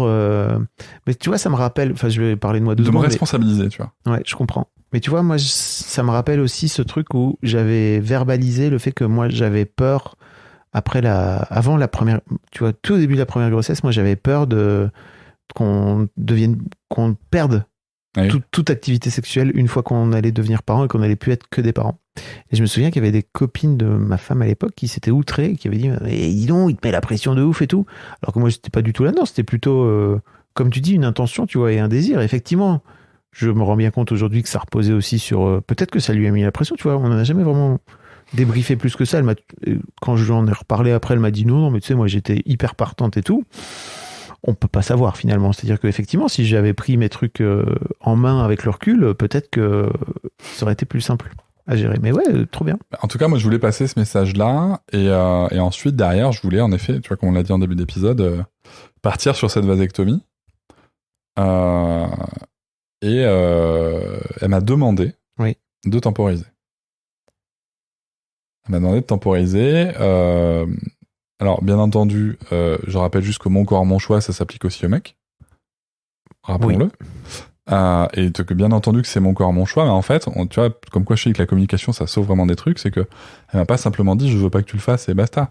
En fait, elle est aussi en train, elle en parlera mieux que moi, donc je veux pas non plus parler trop à sa place, mais vous en avez parlé dans votre épisode ensemble, c'est ça? Ou pas? Je sais plus. Ok. On n'a pas fait celui sur postpartum pour l'instant, donc on n'a pas dû en parler. Ok. Mais elle, en fait, elle est dans un truc où elle fait le deuil de sa dernière grossesse, de sa dernière machin, tu vois. Et en fait, le fait que moi, je voulais tout de suite aller prendre rendez-vous pour la vasectomie parce que je connais les délais, tu vois. Et je voulais que ça soit réglé dans l'année, en fait. L'action. Et elle, en fait, elle m'a dit, le truc, c'est que si tu fais ça, alors que moi, je suis pas prête à vivre, enfin, à accueillir le fait vraiment que c'est un deuil total, tu vois. Voilà, ça risque de me faire beaucoup plus de mal qu'autre chose. Et bien entendu qu'elle m'a aussi dit je sais que c'est ton corps, hein, enfin si tu décides, voilà. Mais là je pense que j'ai un vrai risque que ça me fasse partir dans un bad trip, tu vois. Et je lui ai dit ok, ma foi, mais ça veut aussi dire qu'il y a une contraception qui va te reposer dessus encore une fois le temps que je le fasse, quoi. Ok, pas de problème. Donc tu vois, on peut très bien... Incroyable, la communication. Ça peut sauver des trucs, quoi. Donc par contre, dès que c'est bon... C'est intéressant ce truc de deuil de la dernière grossesse. Parce que moi je le vis pas, tu vois. On parlait dans l'épisode bonus qu'on a fait dans ton épisode, dans ton podcast, pardon. Chez moi, justement, tu vois des choses des décalages de vécu. Ça, par exemple, c'est un truc. Moi, je le vis absolument pas. Et c'est marrant parce qu'elle en parle avec des amis proches à nous, tu vois. Elle en parle ouvertement, bien entendu. Je suis assez admiratif de ça aussi chez elle. Et les autres disent pareil, disent mais oui, mais moi ça m'a fait pareil, c'est un vrai deuil, cette dernière grossesse, ce dernier accouchement, à la fin aussi tu vois le dernier allaitement, enfin voilà, c'est des vrais moments de deuil en fait. J'étais avec une partenaire qui pouvait encore avoir des enfants, mais qui a eu 2 accouchements super difficiles. En gros, les touilles lui ont dit peut-être que si on a un troisième, peut-être t'y passes, donc peut-être on n'y va pas. Et elle était vraiment dans ce truc, et c'était super dur pour elle. Parce qu'elle elle était encore en capacité de le faire, tu vois. Mais elle savait que c'était fini. Et tu vois, son garçon avait 6 ans. Donc ça a été long, quoi. Ben voilà. Dur, du coup, là, on est dans le compromis sur la vasectomie, sur attendre un peu, quoi. Merci Cédric. Est-ce qu'il y a un truc sur lequel je t'ai pas amené, dont tu aurais aimé parler? On a parlé du genre, on a parlé de... plein de trucs. Si, il y a un truc peut-être qu'on pourrait dire. On m'a dit il y a quelque temps que j'étais pas un vrai parent parce que j'avais qu'un enfant. Waouh, ça c'est une autre take. C'est une autre take. C'est un journaliste en parentalité qui me l'a dit. Ah oui. Il était très énervé. Et c'est un truc bien entendu avec lequel je suis en total désaccord. Mais pourquoi il disait ça? C'était quoi son argument? Son argument, son propos, c'était de dire que je parlais de parentalité alors que je connaissais pas la difficulté d'avoir 2 enfants, etc. En gros, tu jouais un peu en mode facile, c'est ça? Voilà, tu joues un peu en mode facile. Et je suis absolument pas d'accord avec ce propos, bien entendu. Par contre, je pense qu'en effet, il y a avoir plusieurs enfants, en tout cas, selon plein de paramètres, ça ouvre en effet des niveaux de difficulté, des niveaux de fatigue, surtout de fatigue, je trouve, qui sont différents. La difficulté que je trouve première dans l'arrivée du 2e enfant, c'est la gestion de la fatigue qui est beaucoup plus complexe, de par la présence du premier enfant, etc., qu'à l'arrivée du premier enfant. Voilà. Après, sur tout le reste, en termes d'éducation et tout, je pense que ça va être des sujets de paramètres. On l'a dit, tu vois, l'écart d'âge et tout. Ouais. Il y a de la logistique, il y a de l'organisation. Ouais, il y a la logistique. En fait, il y a plein de petits détails. Genre Sarah, tu vois, quand elle m'appelle et que je lui dis attends papa, je suis avec Lucas, À 5 ans, elle me répond OK, et elle attend. À 2 ans et demi, elle aurait sûrement pété un plomb. Tu vois. Ouais, clairement. Et il y a des écarts encore plus courts. Donc, je connais quelqu'un 13 mois, tu vois. Donc, 13 mois d'écart. 13 mois. Tu vois, c'est... N'oubliez pas que c'est important de se contracepter. Non, mais ça peut être un choix. En tout cas, la personne, là, c'est un choix. Ah, c'était un choix. C'est un choix. Waouh. C'est un vrai choix. Donc, c'est pour ça, il y a zéro jugement. Ah, C'est juste oui. que moi, c'est pas un choix que j'aurais fait et que je ferais pas. Il y a zéro jugement. Ah, c'est oui, juste pardon. que... J'étais convaincu que ce que j'observe, c'est que, tu vois, le reste, tout ce qui est éducatif, pour moi, ça va dépendre de ces paramètres-là. Est-ce que tu peux garder la même patience quand t'as un bébé qui pleure, t'es en train de lui changer la couche, potentiellement il te pisse dessus, et du coup t'as ton enfant de 1 an et demi, 2 ans qui est en train de te faire une méga crise parce qu'il t'a appelé, que t'es pas venu et que tu lui as dit attends, je m'occupe de ton petit frère. Tu vois, ça va changer. Ouais. La vraie difficulté, je trouve, du coup, la seule vraie difficulté en tout cas que moi je perçois dans cette nouvelle parentalité, c'est le niveau de fatigue. Ouais. Voilà. Si je puis me permettre, il y a un truc incroyable après qui joue, c'est comment tes enfants se positionnent l'un par rapport à l'autre dans la fratrie, dans la Delphi, en l'occurrence. Merci. T'as vu, je t'ai pas repris. J'y étais. La Delphi, en l'occurrence. J'y étais. Et moi, je trouve que tu vois, c'est ça dont on parle avec Anne-Laure, justement. C'est ça aussi qu'elle a voulu, elle, éviter, entre guillemets. C'est-à-dire, pour moi, c'est ça le truc le plus difficile à gérer. C'est-à-dire, comment tu fais pour faire en sorte d'équilibrer le mieux possible. Parfois, en plus, c'est même pas dans ton contrôle, quoi, tu vois. Les positions que chacun prend. Parce que, en fonction de ce que l'un fait, l'autre va réagir et vice-versa. Là, très sincèrement, l'écart d'âge aide énormément. André Stern, tu sais, eux, ses enfants, ils ont 7 ans d'écart. Il a cette phrase dans ton podcast, je crois, où il dit qu'ils ont fait ce choix-là pour que Antonin le Grand ait des souvenirs d'enfant unique. Et c'est hyper intéressant parce que Sarah a des souvenirs d'enfant unique. Sarah sait qu'à un moment, elle a été le seul sujet de notre existence et de notre préoccupation principale. Et en fait, de par son âge et de sa maturité émotionnelle maintenant, qu'elle va avoir 6 ans là, elle comprend, tu vois, que Lucas, des fois, on doit s'occuper de lui parce qu'en fait, il n'est pas en état de nous dire les choses autrement, il n'est pas en état de patienter, etc. Mais elle voit aussi que parfois, c'est pas facile pour nous, mais parce qu'on lui dit. Tu vois, moi, il y a des fois où je lui dis, ma chérie, là, je suis en train de m'occuper de Lucas, je suis en train de jouer avec toi en même temps, je pourrais pas préparer le repas, par exemple. Il va falloir qu'on fasse un choix. Tu vois. Ouais, mais à 6 ans, tu vois, elle peut assimiler ça. C'est cool. Merci Cédric. Merci à toi. Bah écoute, je mettrai tous les liens pour que les gens aillent découvrir l'intégralité de ton travail. Et également ce bouquin ce podcast sera sorti quand le bouquin sera sorti. Et ben voilà. Voilà. Incroyable. Papa Sapiens, le 6 juin. Voilà. Si vous voulez en savoir plus sur... Excellent cadeau de fête des pères, quand même. Tout à fait. Excellent cadeau de fête des pères. Tout à fait. Que je vais offrir à mon propre père, d'ailleurs. Tout à fait. Je crois que le podcast sera sorti juste après. Et merde. Le 16 juin? Ah non, la fête des pères, c'est le 16 juin. Donc si vous écoutez ce podcast avant la fête des pères... Oui. Voilà. Putain, j'étais sûr que c'était... Non, de la semaine... n'importe quoi. Allez, des bisous. Salut. Je sais plus quand est-ce que c'est ma fête, mais bah les couilles.